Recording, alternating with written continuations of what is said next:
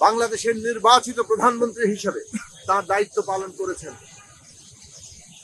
নানা রাজনৈতিক জনদাবি নীতিগত অনেক প্রশ্নে দলমত এর মধ্যে পার্থক্য থাকে, কিন্তু সেই সব পার্থক্য সত্ত্বেও আমরা বলবো বাংলাদেশের স্বাধীনতা সার্বভৌমত্ব সমুন্নত রাখতে এবং গণতান্ত্রিক ব্যবস্থা সমুন্নত রাখতে তার ভূমিকা বাংলাদেশের মানুষ স্মরণে রাখবে। এবং বিশেষভাবে ১/১১ সরকার আমলে তিনি যে দৃঢ় ভূমিকা রেখেছেন বাংলাদেশের গণতান্ত্রিক উত্তরণে, সেটা অত্যন্ত গুরুত্বপূর্ণ বিষয় ছিল। এবং পরবর্তীকালে যখন আমরা একটা ফ্যাসিবাদী শাসন কায়েম হতে দেখেছি, আমরা দেখেছি এই লড়াইয়ের কেবল তিনি অগ্রণী নেতৃত্ব নন, তার উপরে নানা ধরনের জুলুম নির্যাতন, সবশেষে তাকে জেলবন্দি করা, এইটা আমরা লক্ষ্য করেছি।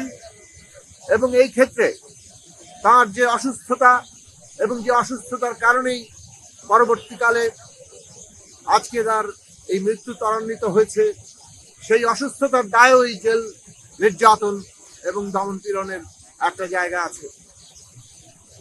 বন্ধুগণ, বেগম খালেদা জিয়া ফ্যাসিবাদের বিরুদ্ধে যেভাবে বাংলাদেশের জনগণের লড়াইয়ের ভরসার কেন্দ্র হয়েছিলেন এবং যেভাবে জুলুম নির্যাতন, এমনকি তার জীবন ঝুঁকি যেখানে তৈরি হয়েছিল, তার মধ্যেও তার আপোষহীন লড়াই, এটা বাংলাদেশের মানুষের এই ফ্যাসিবাদ বিরোধী গণতান্ত্রিক সংগ্রামের ভরসার কেন্দ্র হয়ে উঠেছিল।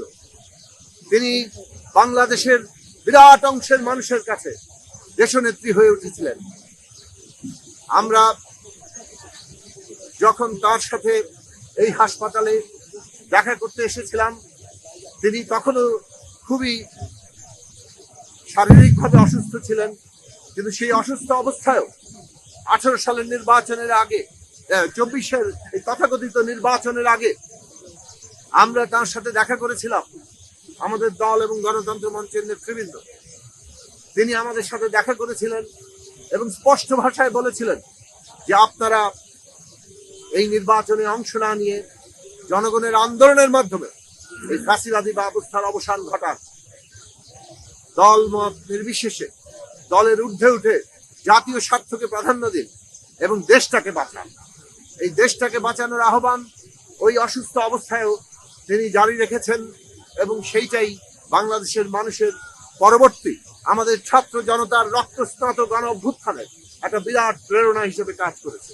আমরা দেখেছি ছাত্র জনতার গণ অভ্যুত্থানে তিনি যেমন ভরসার কেন্দ্র, অভ্যুত্থান পরবর্তীকালেও আজকে তিনি বাংলাদেশের বিরাট অংশের অধিকাংশ মানুষের রাজনৈতিক অভিভাবক হয়ে উঠেছিলেন।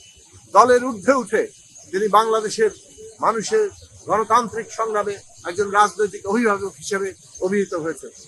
কাজেই আজকে যখন আমরা একটা বাংলাদেশের গণতান্ত্রিক উত্তরণের পর্বে গুরুত্বপূর্ণ মুহূর্তে আছি, দেশে বিচার সংস্কার নির্বাচনের যে পথরেখা, সেই পথরেখার নির্বাচনের প্রক্রিয়ার প্রাক্কালে আছি, সেই রকম একটি সময়ে তার এই প্রয়াণ রাজনৈতিক ক্ষেত্রে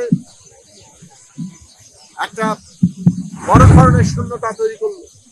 বাংলাদেশের মানুষ একজন নির্ভরযোগ্য রাজনৈতিক অভিভাবক হারালেন গণতান্ত্রিক সংগ্রামের ক্ষেত্রে।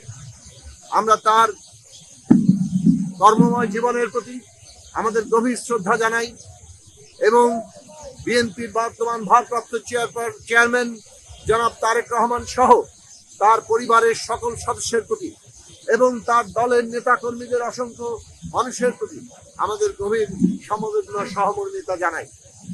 সারা দেশের মানুষ আজকে শোকে অভিভূত এবং আমরাও তাদের সাথে শোকাভিভূত। আমরা মনে করি এই দেশের গণতান্ত্রিক সংগ্রামের মধ্যে বেগম খালেদা জিয়া একজন অনন্য চরিত্র হিসেবে অবশ্যই বেঁচে থাকবেন।